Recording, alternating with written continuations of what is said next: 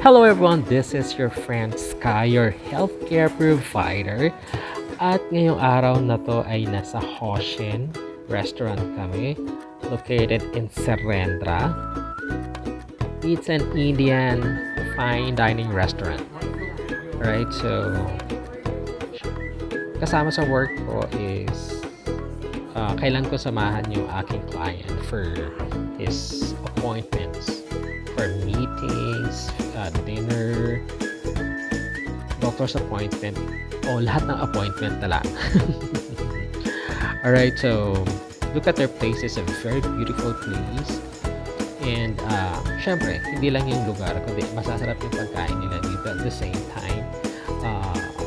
Mababait and very accommodating din yung kanilang mga staff. And before you go here, what you need to do is call for a reservation, especially weekend.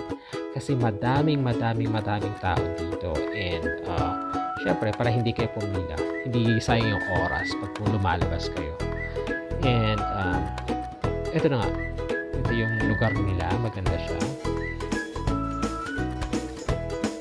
Yan.